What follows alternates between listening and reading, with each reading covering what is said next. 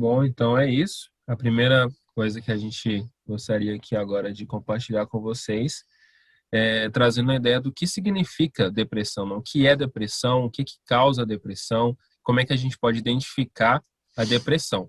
Então, os slides estão aí. A gente fez o material também em formato de imagem para que vocês pudessem ir acompanhando a gente também. Não somente aquilo que a gente está falando, né, mas também algo que vocês pudessem visualizar. Eu acho que tava quase agora aqui, acho que deu uma sumida aqui na imagem.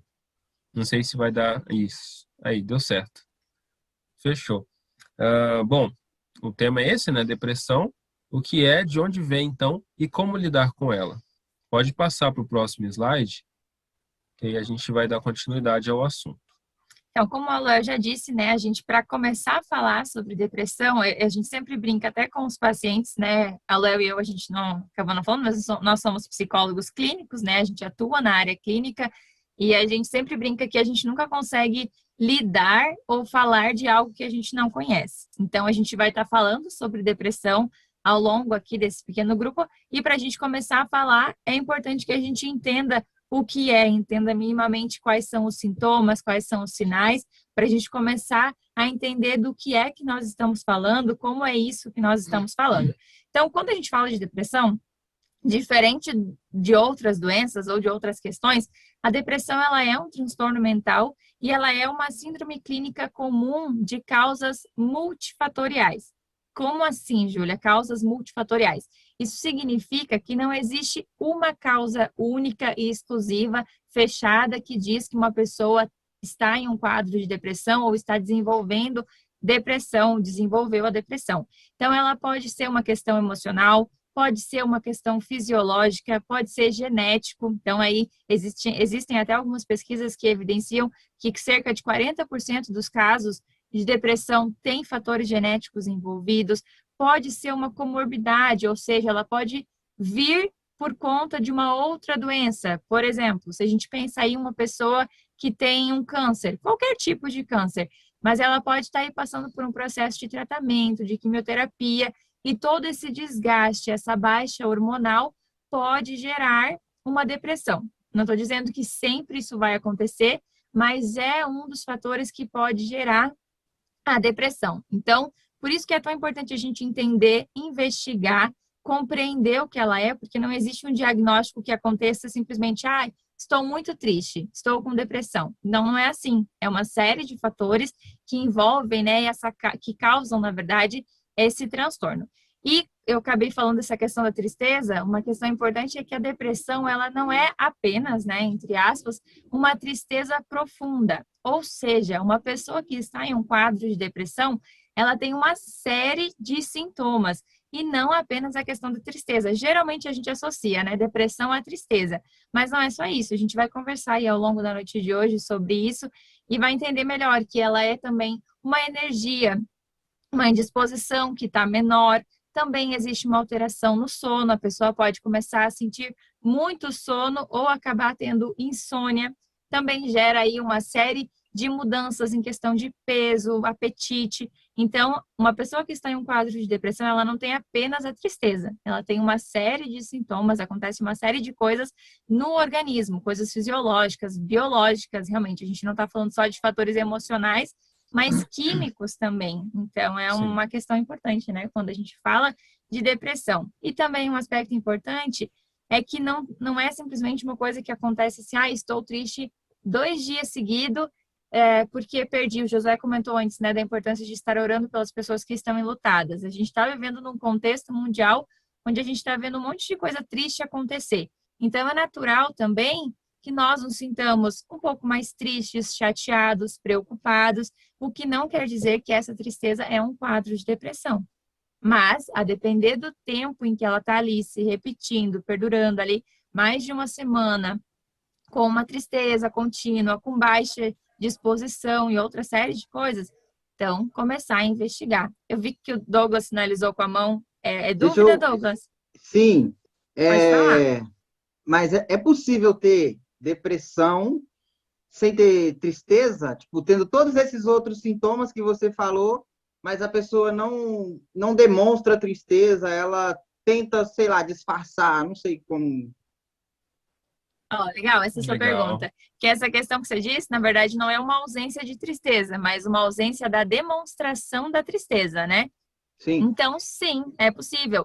E especialmente possível se a gente pensar no quanto existem tabus sobre a depressão. Por exemplo, se a gente para pensar, existe uma ideia de que depressão, uma pessoa que está com depressão, é uma pessoa fraca, é uma pessoa que não está sabendo lidar com as suas emoções, não está sabendo lidar com os problemas, quando que, na verdade, não é essa a realidade. Então, é possível, sim, que uma pessoa esteja em quadro de sofrimento, indisposição, desgaste, mas não demonstra ou está lutando para não demonstrar isso. Inclusive, se a gente pegar um exemplo dessa tua dúvida, se a gente pensar aí num pai e mãe de família, os pais precisam trabalhar, às vezes, para manter, se tem filhos principalmente, né, filhos pequenos, para manter a casa, manter a alimentação dos filhos, escola, às vezes uma série de coisas. Aí imaginemos um pai de família, uma mãe de família em um quadro de depressão. A luta interna dessa pessoa para não demonstrar o que de fato ela está sentindo por conta das responsabilidades que ela tem. Então, de fato, é uma questão possível. Por isso que é importante a gente desassociar, né? Que a depressão não é só essa tristeza que está ali evidente, é uma série de outras coisas Exatamente. também. É tão importante a gente entender isso, porque muitas vezes a gente olha para uma pessoa que está passando por algum momento de sofrimento na vida e ela está chorando muito, ela está expondo, ela está demonstrando o que ela está sentindo. E aí, ok, a gente entende que aquela pessoa está realmente triste e ela está muito mal com aquilo que aconteceu com ela naquele momento. E aí talvez a gente olhe para uma outra pessoa e ela está passando também por um momento de sofrimento, mas ela não está expondo isso, ela não está chorando, ela não está falando o que está acontecendo, o que, que ela está sentindo. Então, talvez a gente olhe para essa pessoa e a gente não ache que ela está sofrendo, Sim, que ela está super bem com o que está acontecendo, porque ela não está chorando. Sendo que, na verdade, pode ser que ela esteja sentindo, às vezes, até mais do que o outro. Só que essa dificuldade de colocar para fora, de demonstrar o que está sentindo, faz com que ela guarde tudo para si. E, infelizmente, isso acaba sendo uma alternativa que, naquele momento, talvez a pessoa não pare para pensar se de fato é benéfico para ela. Talvez ali, naquele momento, ela entende que ela precisa fazer aquilo e seguir a vida. Só que, a longo prazo, isso acaba trazendo sérias consequências para ela, porque ela sim. guarda tanto para si, que em algum momento, entre aspas, né, essa bomba acaba explodindo. Então, assim, é muito importante que a gente entenda isso. E até pegando o gancho, né, nessa fala que a gente está colocando agora, um dos sintomas que a depressão causa é justamente a apatia, que é quando a pessoa nega o que ela está sentindo, ela procura ignorar o que ela está sentindo, aquilo que está acontecendo, e ela acaba fingindo que ela não está sentindo nada, sendo que na verdade ela está sentindo, na verdade, muita coisa. Então é muito importante que a gente tenha esse olhar, essa Sim, percepção. Não é porque uma pessoa não está demonstrando que que ela está se sentindo triste, que ela de fato não não está está se sentindo. sentindo triste. Então, isso vai muito da nossa percepção, do quanto a gente entende como que a depressão acontece e como que cada pessoa reage aos eventos da vida, ao seu histórico de vida, aos Sim. traumas que ela passa na É, vida também. sem esquecer também que existe uma série de fatores sociais e culturais envolvidos, né? Então, por exemplo, se a gente pensar, a gente vive num país que tem uma diversidade muito grande em questão de cultura. Então, uma pessoa, às vezes, do sul, ela é orientada a ter um crescimento, a ter uma conduta X, uma pessoa do Nordeste é X, uma pessoa do Sudeste é outro. Então, a questão cultural também, a família de onde essa pessoa cresceu, Sim. também pode estar influenciando na maneira como essa pessoa demonstra as emoções que ela tem. Então, tem uma série de fatores aí que cooperam para a demonstração ou não das nossas emoções. A gente viu que o Luiz estava com a mão, sinalizou com a mão. Você quer falar alguma coisa? Luiz, pode falar. É porque depressão é muito importante mesmo, a gente analisar mesmo se a pessoa está. Uma outra característica que a pessoa que tem depressão tem é que ela não demonstra, e quando ela demonstra, ela estoura, sabe? De forma bem desproporcional, às vezes, sabe? Então ela fica meio chata, meio doida. Você tá doido? Sabe? Uma coisa assim. E é possível, de Sim. fato, que isso aconteça, principalmente porque a depressão ela ainda ela é muito mal interpretada, né? As pessoas acham que você não tem direito, digamos assim, de ter depressão, você não tem direito de sentir a sua tristeza, de expressar a sua dor. E aí acontece justamente isso, né? Que você comentou agora, que o Léo comentou antes, que a pessoa ela vai guardando, vai acumulando, vai acumulando. E aí, às vezes, uma gota d'água é suficiente, pode sim, e explodir colocando para fora tudo que está sentindo, e o pior de tudo, às vezes indo para um quadro, a gente não vai se atentar muito aqui, mas a depressão ela tem os seus níveis. Então, uma pessoa que, por exemplo, que não age, que não trata, que não intervém, ela pode acabar indo para um quadro de depressão aguda, assim, né? De uma forma, às vezes, muito agressiva, muito rápida, e por isso o perigo, né? A importância da gente cuidar desde o início. E a gente até vai depois dar algumas dicas e estratégias realmente para começar a cuidar disso desde agora. Sim. Acho que a minha mãe tem uma pergunta ali para fazer. Espero que não seja muito difícil, hein, mãe? Não é bem uma pergunta, né? Eu gosto muito de bater na tecla das coisas, saber falar, como falar, acho importantíssimo a gente ressaltar isso, né? Uma das coisas que a gente mais ouve, porque eu tenho uma filha que teve depressão e ainda está sendo tratada, e quando ela passou por algumas situações, o que mais se ouvia, mas por que você está sofrendo? Você é uma menina tão bonita, né? Você está comendo, você tem sua mãe, você tem não sei o quê. Aí, assim, é tão importante a gente ter essa inteligência de usar as palavras, e a gente às vezes não sabe. Eu falo assim, a gente mesmo que às vezes convive, é um processo para a gente estar aprendendo o que a gente fala, porque a gente fica sem saber o que fazer. Então, trazer esse aprendizado para dentro da nossa família, para a igreja, porque traz o que? A falta de empatia, de colocar no lugar do outro. Então, não tem a ver só com beleza, com ter isso, e aí a pessoa fica naquela situação, poxa vida, a gente chega a minimizar a dor do outro se começar a falar assim, não é? Tipo, mas por que você está sofrendo? Olha aí, você está comendo, você está linda, tem roupa, tem casa, tem tudo, mas tem alguma coisa aqui dentro que ela não consegue explicar.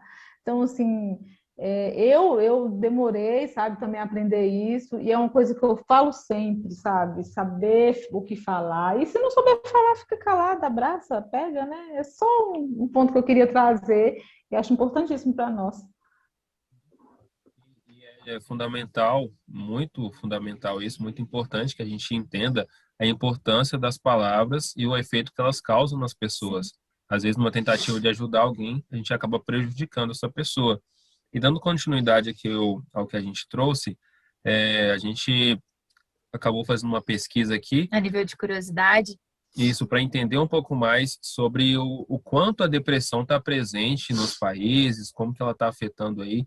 E nessa pesquisa que a gente fez, que a USP realizou, aqui diz que o Brasil lidera o ranking de 11 países onde essa pesquisa foi realizada. O Brasil está em primeiro lugar nessa lista de 11 países, dentre esses países aí que estão com maior índice de depressão e ansiedade. Agora, nesse período da quarentena, né? Sim. Então, assim, a depressão ela já estava crescendo exponencialmente antes da pandemia, e aí a pandemia só serviu para aumentar ainda mais. Então, essa pesquisa diz, né, que o Brasil está em primeiro lugar nesse ranking aí, de 11 países desse estudo, o Brasil está em primeiro lugar, a Irlanda está em segundo lugar e os Estados Unidos estão em terceiro lugar. Então, assim, é até interessante a gente tocar num ponto assim, né, como a minha mãe estava falando, às vezes a pessoa, ela tem ali, ela está em boas condições financeiras, ela tem uma boa aparência, né, teoricamente falando, e visualmente falando, às vezes as pessoas olham para essa pessoa e veem, nossa, mas essa pessoa não tem motivo para se sentir do jeito que ela está se sentindo. Mas ainda assim ela está se sentindo daquela maneira, ela se vê daquela forma. E é curioso, né? Mas se a gente olha para esse ranking aqui desses países, a gente percebe que são países assim de primeiro mundo, digamos assim, são países desenvolvidos, são países assim com boas condições financeiras. Mas chama a nossa atenção, né, de que eles estão aí no topo dessa lista de pessoas que estão com maior índice de depressão. Então a gente vê que essas coisas muitas vezes acabam não gerando essa sensação de bem-estar e uma percepção positiva de si mesmo ou da vida. Então é por isso que a gente precisa ter um olhar assim muito empático para conseguir compreender essa realidade que essa pessoa está vivenciando e tentar acolher, né? E não muitas vezes acabar julgando essa pessoa num primeiro momento, assim, e às vezes numa tentativa ali de ajudar essa pessoa, a gente acaba piorando o que ela está sentindo. E a gente está aqui também num ambiente cristão e a gente achou importante também abordar um aspecto que é um tabu que ainda existe dentro dos meios cristãos, meios religiosos, e existe aí no nosso mundo contemporâneo, que é a ideia, a falsa ideia, na verdade, de que uma pessoa que está em um quadro de depressão, ela está com falta de Deus. A gente até colocou esse questionamento, né? Se de fato a depressão, ela é falta de Deus, ela é uma falta de espiritualidade. E se você esquecer de tudo que a gente falou aqui nessa noite, tudo que a gente ainda vai falar, lembre-se disso. Uma pessoa que está em um quadro de depressão, independente do nível, independente de como essa depressão está se manifestando, essa pessoa não está com uma ausência de Deus ou com uma ausência de espiritualidade. E por que é que a gente resolveu trazer isso? É um assunto polêmico nos meios religiosos e cristãos, porque existe essa ideia de que se uma pessoa tem a sua espiritualidade em dia, não sei se tem alguém querendo falar, a gente pode ir seguindo, né? Qualquer Acho coisa, que sim. podem sinalizar, interromper, a gente vai vai dando conversando. espaço, vai conversando.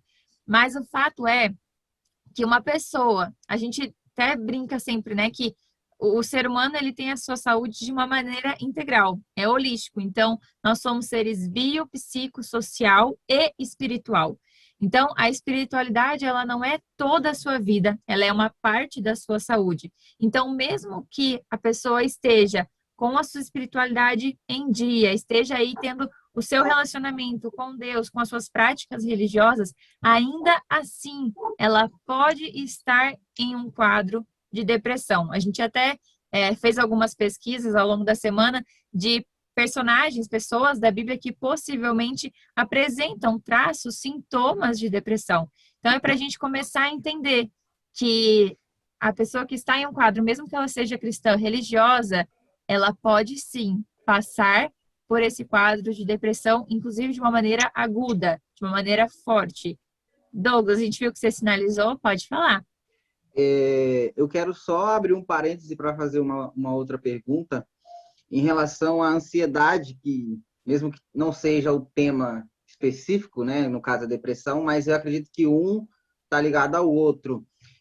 Um caso de ansiedade, como eu identifico e se é possível que esse caso de ansiedade se evolua para uma depressão?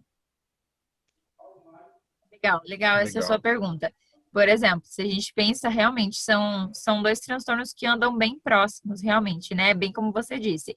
E é possível, sim, que uma pessoa que esteja em um quadro de ansiedade, ela venha desenvolver um quadro de depressão. Não é a regra, então não quer dizer que toda pessoa que está aí com pensamentos ansiosos, que está em um quadro de ansiedade, vai ter depressão e vice-versa. Uma não é lei da outra, mas é possível sim. Por quê? Você perguntou, uma das suas perguntas é de como identificar, né, essa ansiedade. É uma série de fatores, mas, por exemplo, geralmente, né, os mais comuns, a pessoa começa a ter pensamentos muito acelerados, ou começa também a sentir aí uma sensação de medo contínuo, até inclusive podendo ir para uma sensação de pânico que impeça a pessoa de fazer algumas coisas, quando a ansiedade começa às vezes a paralisar. E aí tem os fatores fisiológicos também. Então, um ataque cardíaco, sudorese, a pessoa começa a suar bastante. Todas essas coisas podem ser sinais de ansiedade. E aí isso pode vir a gerar um quadro de depressão se a gente pensar no seguinte ponto. Nem sempre uma pessoa que está vivendo aí um quadro de ansiedade, ela vai cuidar disso. E é aquela velha história. Se a gente não cuida de uma ferida, quando ela está no seu início, ela pode ficar pior. É aquele jargão, né, de que uma batata podre num saco, ela pode contaminar o resto tudo, de uma maneira bem simplória para a gente entender que se uma pessoa está ali não sendo validada com a sua ansiedade, ou não está cuidando, não está tratando, essa ansiedade pode paralisar a pessoa de tal maneira que ela pode parar de viver a vida normal, né, a rotina dela, a rotina que ela já tem, e aí essa reclusão, essa ausência de rotina, esse resguardo, vivendo ali muito sozinha consigo, pode começar a despertar essa falta de energia, essa falta de disposição, essas alterações de apetite, de sono, e aí pode ir para um quadro de depressão. Assim, de uma maneira bem resumida, né? Porque o assunto ele é bem amplo dessa pergunta que você trouxe, mas de uma maneira bem resumida, as coisas podem sim acabar se cruzando, a depender da maneira como elas são cuidadas ou não. Não sei se você quer complementar alguma questão. Não, eu ia só perguntar para o Douglas se ele entendeu, se ficou mais alguma dúvida. Não, em relação a entendi, isso. entendi. Eu fiz essa pergunta porque eu me considero uma pessoa muito ansiosa, né? É, uma das coisas que vocês citaram aí, eu tenho como sintoma. Eu tenho, desde quando eu comecei, hoje eu trabalho com a internet e eu vejo que isso meio que dá uma piorada na ansiedade, porque eu sinto meus batimentos aumentarem, tá? Quando eu estou muito ansioso para gerar um resultado ou fazer alguma coisa que eu quero que o resultado venha logo. Dificuldade de dormir e assim, eu procuro às vezes até largar um pouco, sair fora da internet, porque eu vejo que isso meio que dá uma piorada nesses sintomas. Isso que você falou, inclusive, até pegando um gancho no trabalho que você faz, existe aí uma importância também de desenvolver uma rotina. E o trabalho com a internet, hoje em dia, ele está mais comum do que a gente pensa, principalmente por conta da pandemia, né? Muitas pessoas estão trabalhando de home office, então, não só pela internet, mas trabalhando dentro de casa. E aí a gente corre um risco muito grande de não ter mais rotina. Então, por exemplo, se eu trabalho com o meu celular, trabalho com a internet, onde eu estiver com o meu celular, eu posso estar com o meu trabalho nas minhas mãos. E aí eu estou ali o tempo inteiro conectado, conectado. Então, a importância de estabelecer uma rotina, de colocar limites para você mesma, né? Não quer dizer que a ansiedade ela não é sempre ruim, só abrindo um parênteses. Ela pode ser boa porque é ela também que gera pulsão para a gente fazer as coisas. Então, por exemplo, se você quer resultados no seu trabalho, é a ansiedade ali, de uma maneira positiva, que vai gerar em você o movimento para que você saia do lugar, para que você faça as coisas. O problema é quando ela vai para o extremo, e aí acaba te impedindo de fazer as coisas de uma maneira saudável, seguir sua rotina. Então, talvez até aí, como, né, dica para você e para quem mais trabalha no home office, com a internet, dentro do cenário que a gente está vivendo, de procurar estabelecer uma rotina, estabelecer prazos e limites para si mesmo. Isso é fundamental também. Bom, é um assunto que, se for para a gente começar a falar aqui, eu acho Vai que longe. vai longe, né? Levam horas aqui, é um assunto realmente muito amplo e que está muito presente na nossa realidade atual. Então, quanto mais a gente fala, mais a gente se informa, mais a gente aprende e a gente, então, pode se ajudar mais e ajudar também outras pessoas, né, que Sim. estão passando por algum quadro parecido. Mas, dando continuidade aqui ao que a Júlia tinha começado a falar, ela disse que depressão não é falta de Deus. Muita gente acha que a depressão ela é causada por uma ausência da presença divina na vida da pessoa, mas a gente está entendendo aqui que o ser humano é um ser integral. Então, além da esfera espiritual que toda pessoa tem, existe também a esfera emocional, a esfera psicológica, a esfera social, a esfera mental também. Então, tudo isso está muito integrado. Então, muitas vezes, pode ser que eu esteja passando, entre aspas, assim, por uma crise na minha área espiritual por causa de alguma questão emocional. Então, às vezes, o meu trabalho não está sendo, não está me gerando uma satisfação. Às vezes, por exemplo, pode ser que o meu trabalho está me estressando. Às vezes, o trânsito da minha casa até o meu trabalho está me gerando estresse, está me deixando ansioso. Aí tem as responsabilidades, aí tem as contas aí para pagar. Enfim, várias coisas aí que acabam gerando uma insatisfação muito grande na minha área emocional e aí, consequentemente, a minha vida espiritual também acaba sendo afetada. Então, é muito importante que a gente entenda isso para que a gente perceba a relevância de falar sobre esse aspecto emocional. E falando aí sobre personagens da Bíblia, que através do relato bíblico a gente pode talvez aí imaginar um quadro, né, hipotetizar um quadro de depressão. O primeiro personagem que a gente gostaria de estar falando é Elias. Elias aqui não sei se vocês estão com a Bíblia aberta aí de vocês, vocês podem até tá dando uma olhadinha depois, mas no livro de 1 Reis, no capítulo 19, verso 4, né, nesse capítulo aí está falando, contextualizando um pouquinho, né, Elias estava sendo perseguido pela rainha Jezabel, porque os profetas de Baal haviam sido mortos e Elias estava sozinho entre os profetas ali que ainda serviam a Deus. Ele estava se sentindo solitário e a Jezabel disse que ia matá-lo e ele fugiu. Ele fugiu porque estava sozinho, não tinha ninguém que ele pudesse contar. E o verso 4 do capítulo 19 fala justamente como que ele estava se sentindo. Então, fala bem assim: ele, porém, foi ao deserto, caminho de um dia, e foi sentar-se debaixo de um zimbro, e pediu para si a morte, e disse: já basta, ó Senhor, toma agora a minha vida, pois não sou melhor do que os meus pais. Então, olha só a angústia que esse profeta estava passando. Ele chegou a falar com Deus e pedir para si mesmo a morte. E aí eu pergunto para vocês, será que de fato ele desejava a morte? Ou será que ele só não queria continuar a viver daquela forma?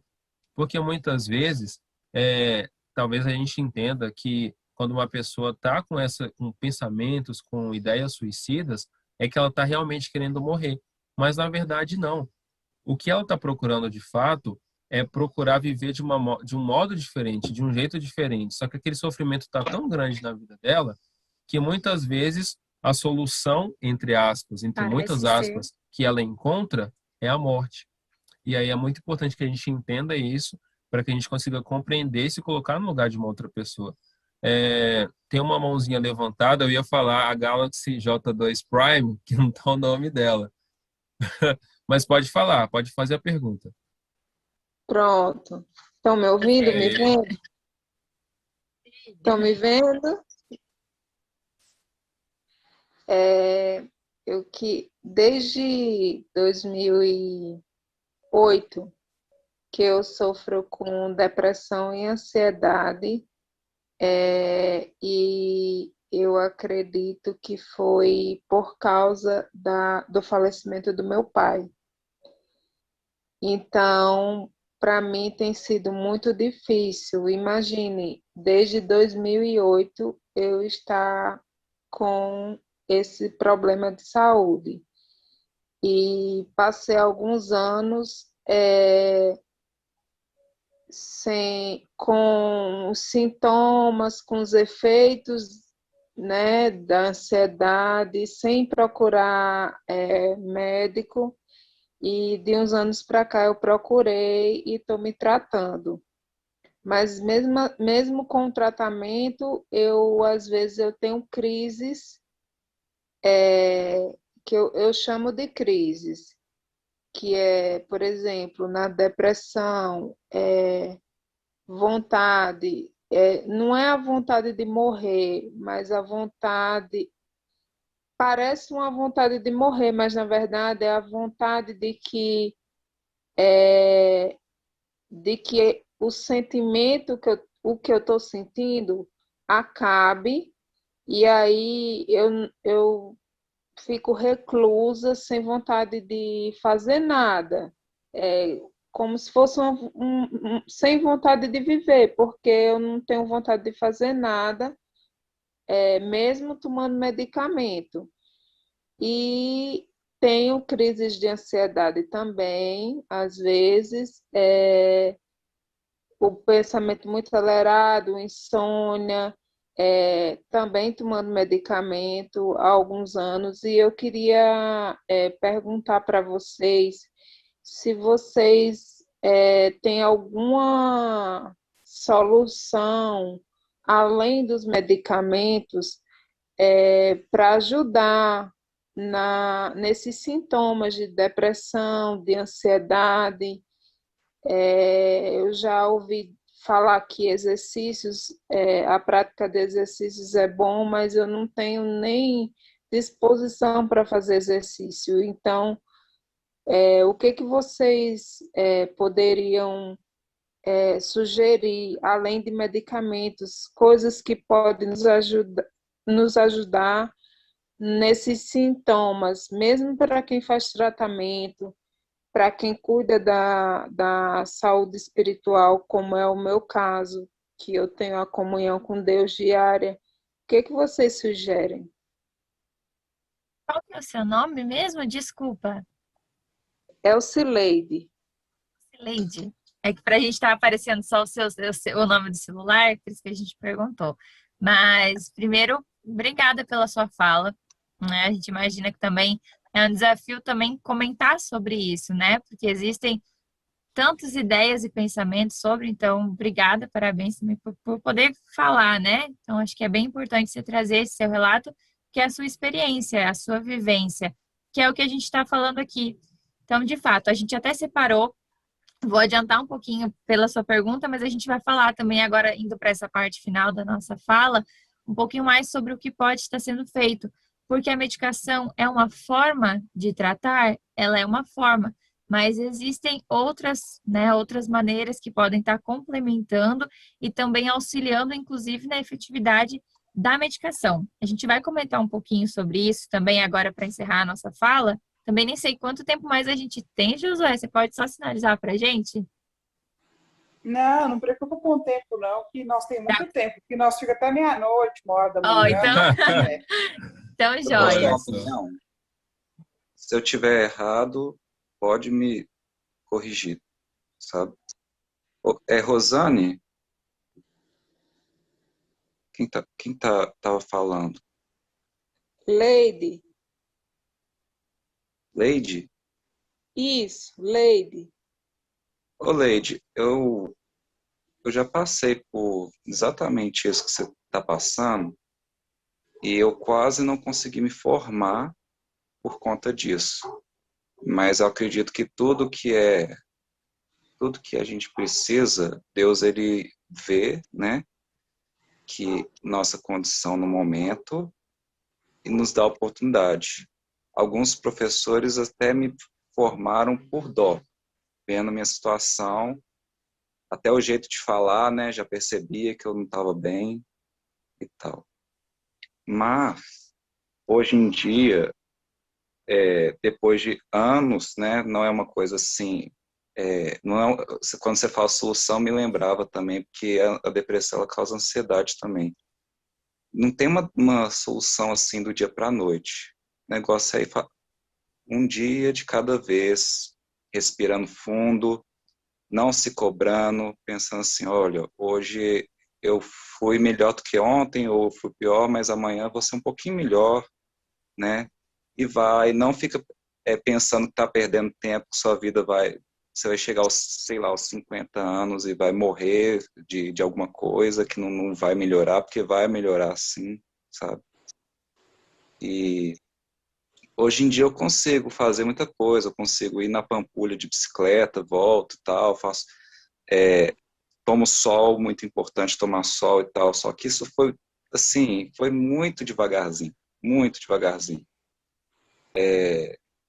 Foi respeitando muito o meu limite, parando de conversar com certas pessoas, tendo que estabelecer muito limite mesmo, sabe?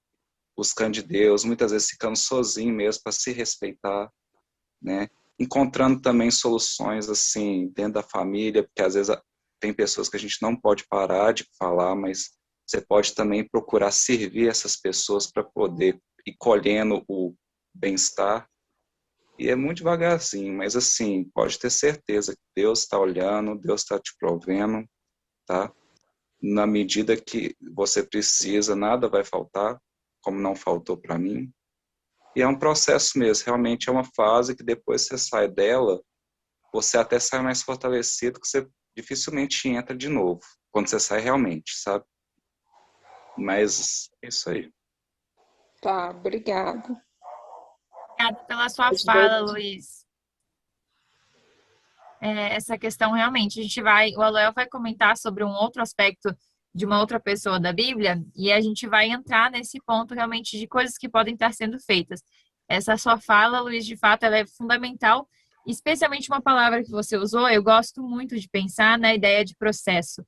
A gente tem uma coisa, né, eu digo humano, de achar que as coisas vão se resolver de uma maneira muito rápida ou até de se cobrar, né, de exigir um resultado imediato.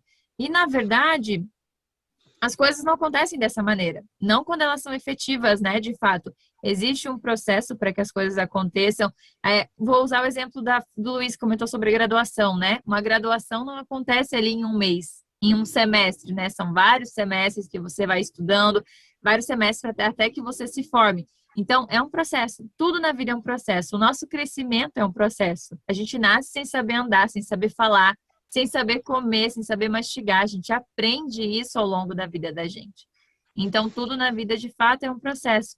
E quando a gente fala de depressão e ansiedade, cuidar, tratar esses quadros também é um processo que exige tempo, paciência e também o respeito. Isso é fundamental, né? Da gente entender que você precisa respeitar o seu processo. Tem dias que você vai estar se sentindo melhor, tem dias que você não vai estar se sentindo tão bem assim, mas não quer dizer que se hoje eu não estou bem, então o dia de ontem que eu estava bem não valeu. Não, ele valeu.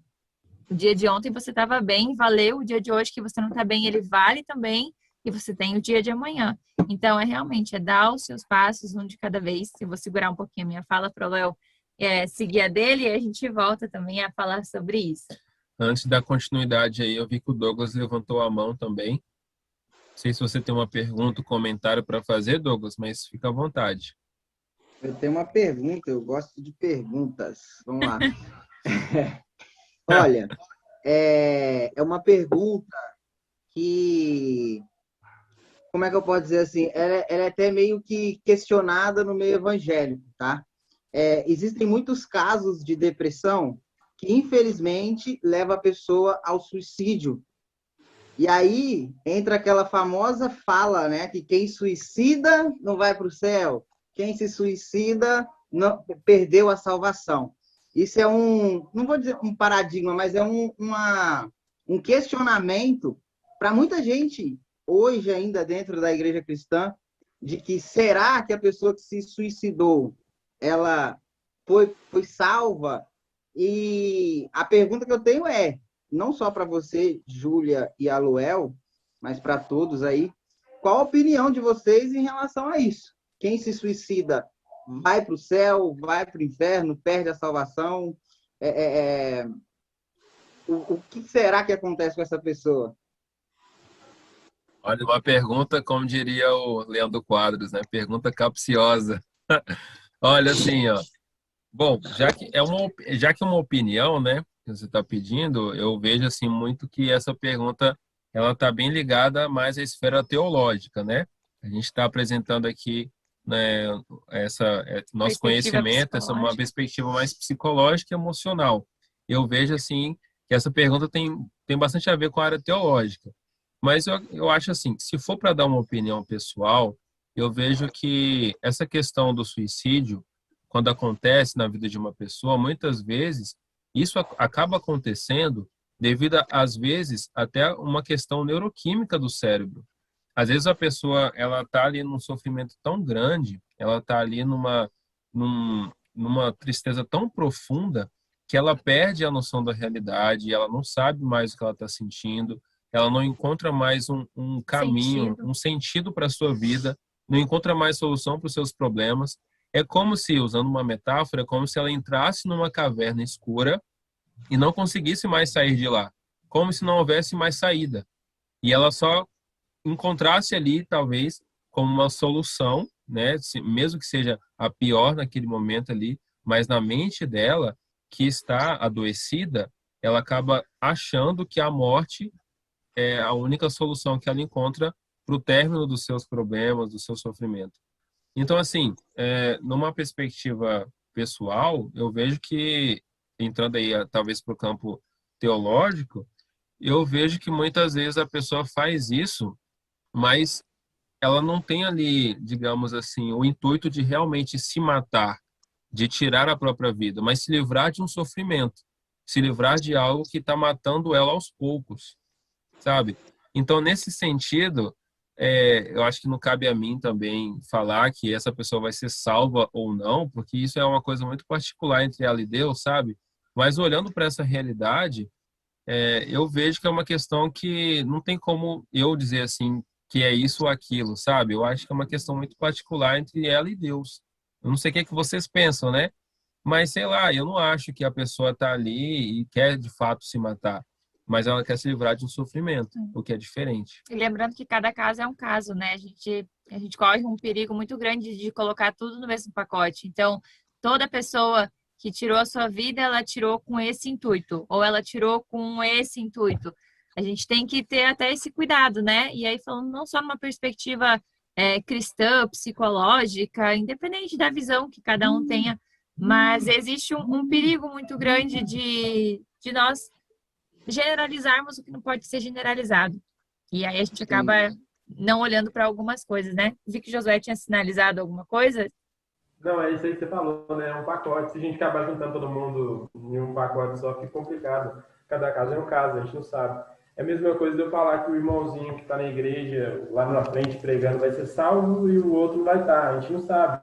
O julgamento cabe só a Deus. Então, a gente não tem como dizer que vai estar no céu. Acho que essa parte é a parte de Deus. Na linha mesmo. E até é perigoso, né? Acho que tem assuntos e assuntos, né? A gente pode pensar, né?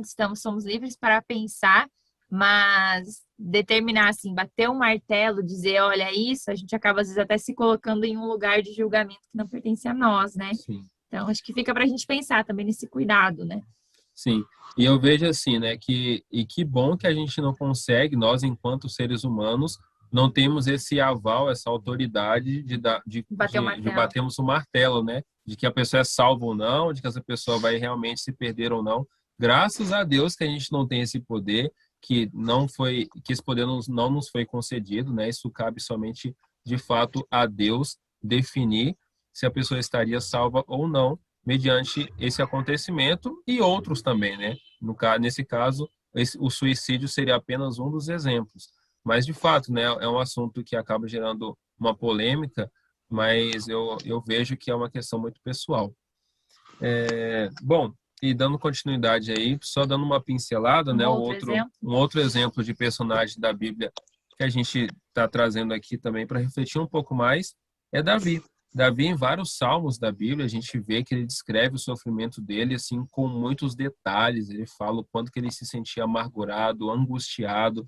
E aqui no Salmo 13, nos versos de 1 a 3, diz o seguinte: Até quando te esquecerás de mim, Senhor? Para sempre? Até quando esconderás de mim o teu rosto? Até quando consultarei com a minha alma, tendo tristeza no meu coração cada dia? Até quando se exaltará sobre mim o meu inimigo? Atenta em mim, ouve, meu Senhor, meu Deus, alumia os meus olhos, para que eu não adormeça na morte. Então a gente vê aqui, ele descreve com bastante profundidade o que ele está sentindo, o quanto naquele momento ele estava se sentindo triste, arrasado e perseguido. Então a gente vê que a gente não está muito distante das pessoas da Bíblia, né? Às vezes a gente olha para os personagens, a gente vê, nossa, quão santo eles eram, né? Parecia que eles eram perfeitos, sendo que as emoções estavam sempre presentes na vida humana. Estão presentes hoje, mas eram presentes também naquela época e sempre vão continuar sendo, porque é criação de Deus, né? As emoções são parte da criação divina. Então a gente precisa entendê-la, compreendê-las, o papel delas nas nossas vidas e como a gente pode então lidar com emoções negativas, enfim, tudo que faz parte desse universo emocional. Vi que o Luiz levantou a mão dele. Pode falar aí, Luiz, se você tem alguma pergunta, algum comentário. É porque as passagens de Davi em geral, ele fala muito de inimigos, né? Inimigos. Claro que ele tinha muitos inimigos, né? Mas lógico que a Bíblia tem que ser interpretada também do ponto de vista da pessoa que está escrevendo, né? E eu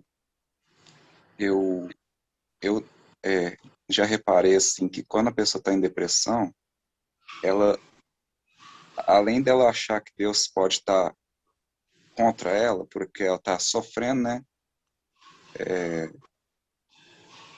Ela acha que muitas vezes as pessoas estão ignorando ela, o sofrimento dela, por conta que as pessoas sabem que a depressão ela precisa de paciência, então a solução não vai vir na mesma hora. Aí quando a pessoa chega com a demanda para outra pessoa, ela dá uma desviada de leve, pessoa bem, né? A pessoa do bem, porque a pessoa do mal ela vai jogar mais peso, né? Tem que saber diferenciar. Mas a pessoa do bem, ela vai chegar, não, aqui, toma um chazinho e tal, vamos conversar de outra coisa. Mas aí dá a impressão que essa pessoa não quer falar com você, que ela não tem paciência e que ela talvez seja até inimigo. Mas não é. É só porque ela sabe que isso é paciência que resolve. Isso é com tempo, isso é com calma. Eu tinha muito essa impressão que eu estava incomodando todo mundo, sabe, com minhas pendências. Talvez Davi tivesse essa impressão também. Uma boa hipótese também É essa sua verdade. fala, Luiz, de fato, porque a gente é o que o Léo comentou no início, né? A gente não pode falar, por exemplo, que o personagem, né, a pessoa da Bíblia estava ou não em um quadro de depressão, mas a gente pode hipotetizar olhando esse contexto, né? Olhando o cenário realmente. E um aspecto importante dentro, quando a gente está falando, né, de depressão, de ansiedade, é o quanto a pessoa também se sente muitas vezes desvalidada, né? Sente que o outro com quem ela está se relacionando, seja amigo, familiar, companheiro, enfim, mas não está validando este sofrimento, não está validando aquela emoção, não está validando aquele sentimento. E até a gente vai comentar depois um pouquinho, mas se você tem contato com uma pessoa que está em um quadro de depressão, em um quadro de ansiedade, em um quadro de sofrimento, uma questão importante é você validar aquilo que aquela pessoa sente. Não é a ideia de você incentivar para que ela fique cada vez mais triste, cada vez mais em sofrimento. Não, mas é de você não desvalidar, não dizer que aquilo é bobagem ou que vai passar, ou ignorar, né? Não dar espaço para aquilo. Então, é o respeito mesmo. Isso é uma questão de extrema importância. E a gente está indo para a nossa fala final, e a gente trouxe até uma questão bem pertinente, que vai com base no que a gente estava falando anteriormente, que é a ideia, então, de como lidar com a depressão. O que pode ser feito? Vejam bem, não existe uma receita de bolo pronta e exata que vá funcionar para todo mundo da mesma maneira. Então, por exemplo, o que funciona para mim, Júlia, pode não funcionar para o Oluel, pode não funcionar para o Douglas, que pode não funcionar para o Luiz.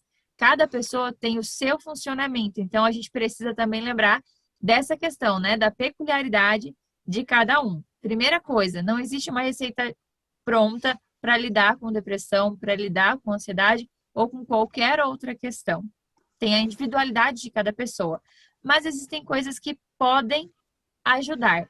Dentre essas questões, como a gente já comentou anteriormente, a prática de atividade física, ela é geralmente apresentada em destaque em qualquer pesquisa ou conversa que você for ter com relação à questão de como lidar com a depressão. E aí, inclusive, é o que foi comentado, né? Que você comentou antes, mas às vezes eu não tenho nem vontade de fazer um exercício físico, né? E é por isso também de você não se cobrar, por exemplo, que você precisa de 30 minutos de atividade física, que você precisa de 1 hora de caminhada e fazer 1 quilômetro, pelo menos, de corrida. Não, mas às vezes, por exemplo, ali 5 minutinhos que você tira podem mudar o seu dia. E não é uma coisa que vai acontecer da noite para o dia.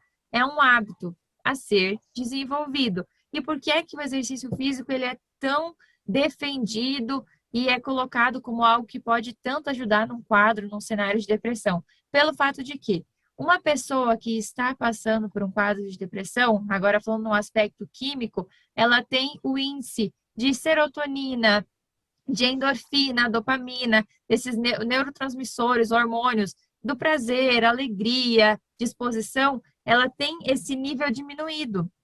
Então, o que acontece? A prática de exercício físico dá para o organismo, dá para o corpo dessa pessoa aquilo que está diminuído.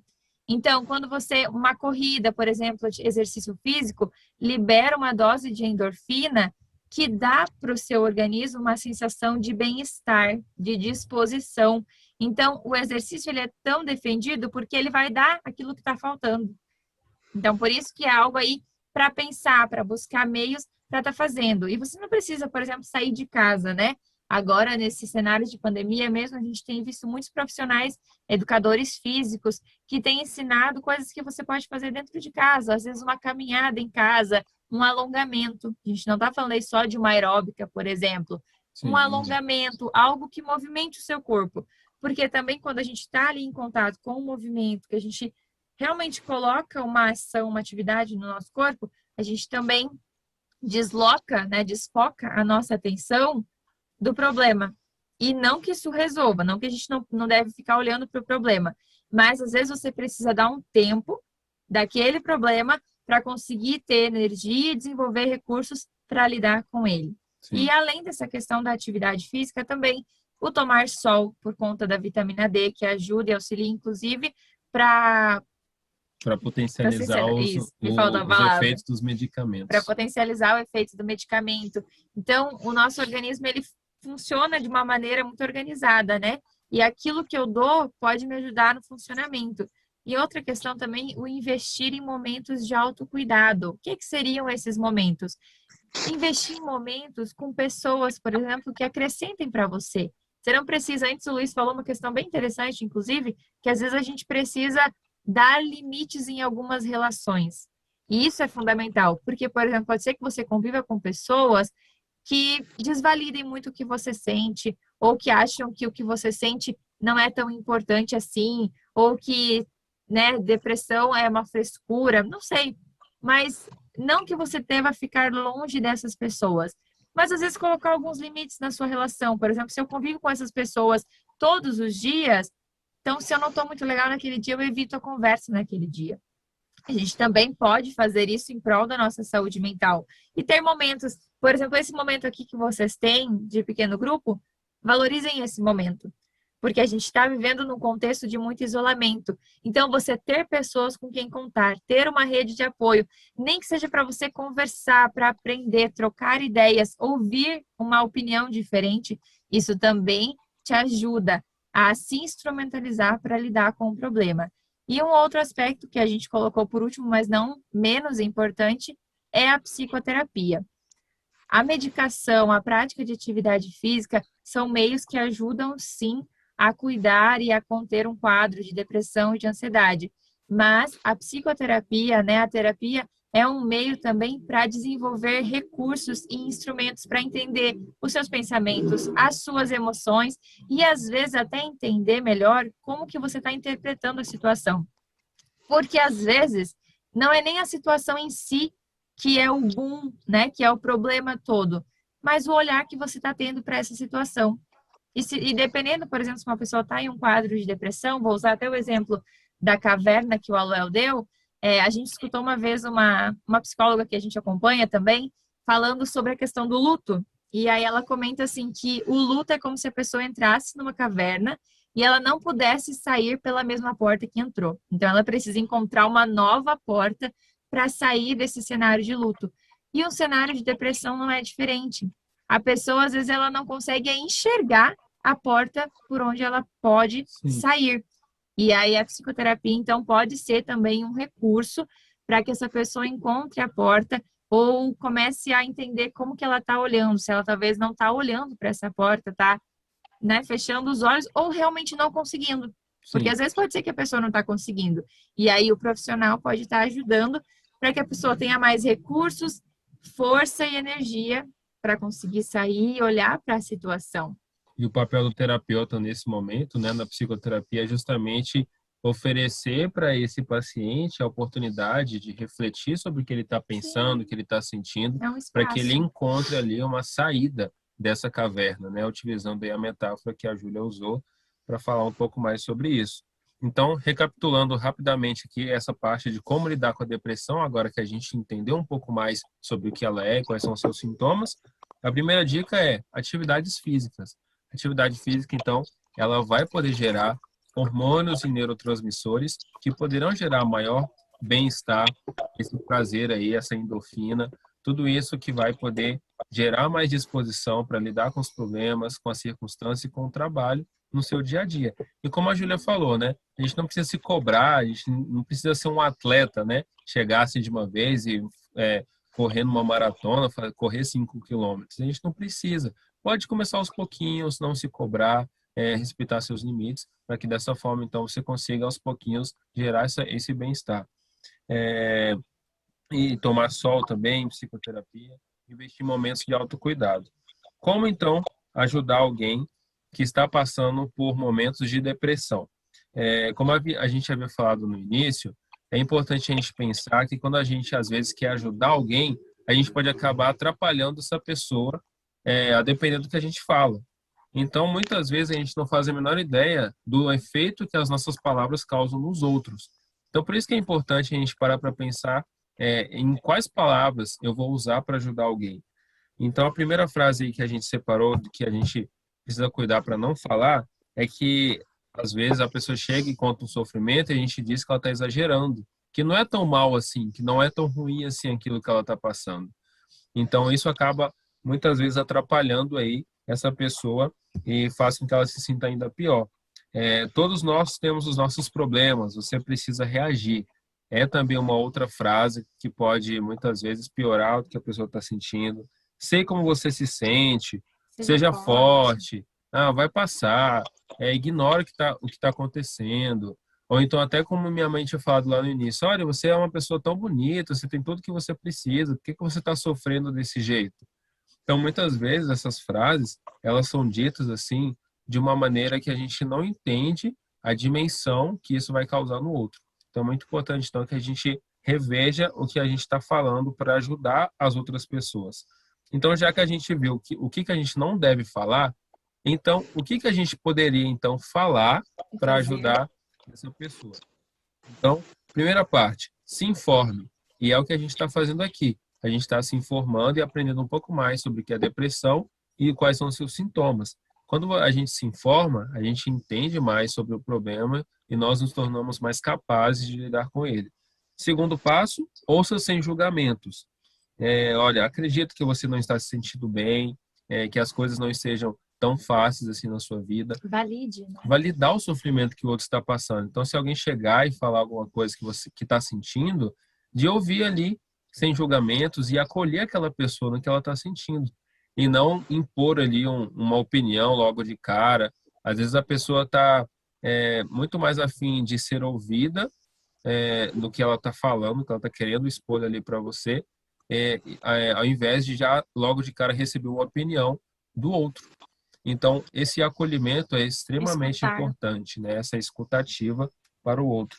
E oferecer esperança também para essa pessoa, de mostrar para ela que, apesar dela estar se sentindo daquela maneira, que existe sim uma alternativa, que existe um caminho que ela pode seguir para que ela consiga, então, sair daquilo que ela está sentindo naquele momento. Sim, e aí nesse cenário, um quarto ponto é a ideia de você ajudar ativamente. Ou seja, não é um ajudar, por exemplo, assim, olha, eu vou torcer para que você fique bem, vou orar para que dê tudo certo. Mas não, de você se colocar à disposição. Olha, fulano, eu posso fazer alguma coisa por você? Tem algo específico assim que você está precisando que eu posso te ajudar? Ou, por exemplo, assim, olha, fulano, eu conheço um profissional X. Você quer que eu ligue para marcar alguma coisa para você? Você quer que eu vá com você? Você quer que eu te acompanhe? Porque às vezes a pessoa pode não ter, às vezes, força ou coragem de ir sozinha. Então, de você se colocar realmente à disposição da pessoa de uma maneira ativa. E aí, um ponto também importante para a gente encaminhar realmente para a fala final é que se você é a pessoa que está ajudando alguém que está em um quadro de depressão, por exemplo, lembre-se também de cuidar de você. Porque é aquela coisa, né? Tirar água de pedra é muito difícil. Então, se você é a pessoa que está ajudando, também busque se cuidar. É aquela coisa, se eu me cuido, eu tenho mais recursos para cuidar do outro. Então, esse também é um ponto de extrema importância. E aí, para a gente fechar a nossa fala, a nível mesmo de quebrar, às vezes, um estereótipo que existe, é para que você lembre o seguinte: estar com algo é bem diferente de ser este algo. Então, por exemplo, a pessoa, ela não é depressiva. Ela está em um quadro de depressão. Percebe a diferença? Que quando eu digo que a pessoa é como se aquilo fosse parte dela e ela não sai daquilo ali. Ela é desse jeito. Mas ela não precisa ser desse jeito. É a mesma coisa de eu dizer que alguém é gripado. Exatamente. Ninguém diz, olha, eu sou gripado. Não, eu estou gripado. Eu estou gripado, é um estou momento. com uma gripe. Exatamente. Então, independente do tempo que dure, a pessoa, como a gente teve o relato aqui, isso pode durar anos, mas não quer dizer que porque agora eu estou há 5 anos né, lidando com a depressão. Estou há 10 anos tratando, lidando com a minha ansiedade. Então, eu sou uma pessoa ansiosa, eu sou uma pessoa depressiva. Não, você está em um quadro de depressão, em um quadro de ansiedade. Ser e estar são duas coisas diferentes. Então, é importante a gente ter esse cuidado, porque a maneira como a gente fala, como o Léo comentou, pode direcionar a pessoa para um caminho ou outro. Então, é legal da gente também ter esse cuidado com as nossas falas. Não quer dizer que você sempre vai ter uma fala perfeita e vai ter que andar assim sempre, nossa, Senhor, o que que eu digo? O que que eu digo? Não, mas de você começar a ter assim um cuidado, é uma empatia, né, com o outro, com o próximo que está perto de você. E o seu próximo pode ser diversas pessoas. Então, é esse cuidado. Sim. E É para importante ter finalizar, esperança sempre, né? Esperança, esperança. E vai passar, vai melhorar, pelo menos para a pessoa ir buscando aquela melhora sempre. Exatamente. Porque se eu digo que a pessoa é, então o que que ela pode fazer? Ah, eu sou desse jeito. Então, se eu sou assim, isso tá em mim, eu sou desse jeito, como é que eu saio do que eu sou? Eu não sei sair de mim, eu não sei sair da Júlia, eu sou Júlia. Mas não necessariamente que o ser Júlia é ser depressivo, é ser assim, é ser assado. Então, você está desse jeito. Então, a gente sim, vai cuidar para que você esteja de um jeito que te dê mais saúde, que te dê mais disposição. É o cuidado. Isso é o ponto principal de tudo que a gente está conversando aqui nessa noite. sim.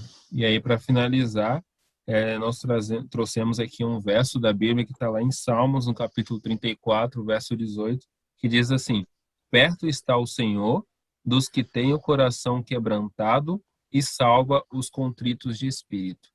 Então, a gente decidiu fechar com esse verso, porque muitas vezes o que passa na mente de alguém que tem depressão é de que Deus não está perto dela, de que falta Deus na vida dela. E esse verso aqui diz que mesmo que uma pessoa sinta, tenha a sensação de que Deus não está com ela, por ela estar com depressão, a Bíblia nos diz que é o contrário, que Deus fica ao nosso lado, que Deus está perto de quem tem essa sensação de que ele não está perto dele. Então, em outras palavras, né, por mais que uma pessoa tenha a sensação de que Deus não está ali na vida dela, Deus ainda assim vai estar na vida daquela pessoa, porque Deus está, e o que define a presença de Deus não é o sentimento, mas sim o fato de que, independente de quem somos, ou do que mereçamos, ou que não mereçamos também, Deus continuará perto dos seus filhos, cuidando, guardando e consolando os contritos de espírito, assim como o verso fala aqui para a gente. Então, é uma esperança que a gente tem de que nós não estamos sozinhos aqui neste mundo. Ela está com a mão levantada ali. Pode falar. Vocês estão me ouvindo? Sim, Leite, Sim, pode Leide, falar. pode falar.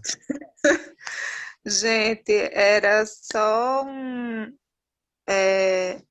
uma sugestão de algo que me ajudou muito.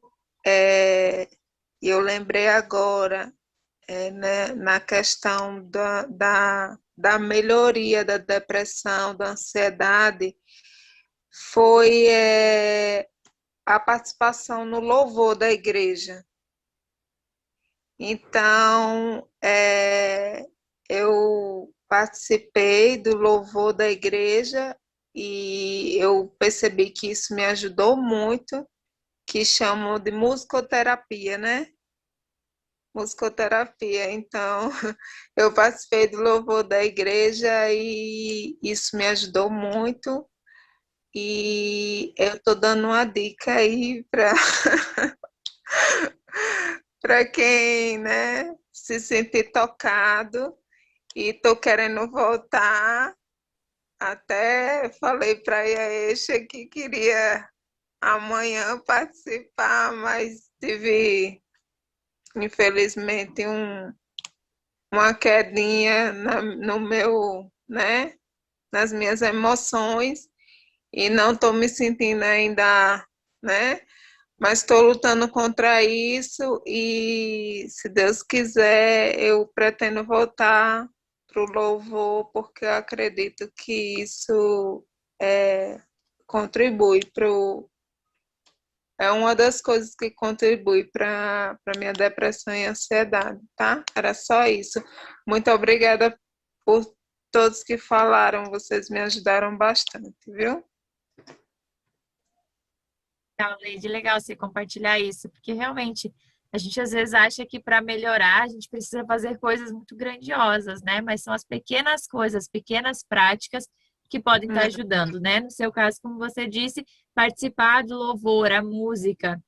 Então, é realmente você encontrar, né? A pessoa encontrar, você buscar encontrar aquilo que dá sentido, que te ajuda, que de alguma forma te instrumentaliza, te Tudo que fortalece. dá É uma esperança questão ajuda a importante. pessoa. O que dá esperança, exatamente. E a importância, então, de cada um de nós, né? Se você tem contato com alguém que está em um quadro, se você está, de você também buscar levar essa esperança para a pessoa, que é uma das questões que o Léo comentou antes, né? De você ajudar a pessoa, mostrando para ela que existem meios e se colocar à disposição para ajudar a encontrar esses meios.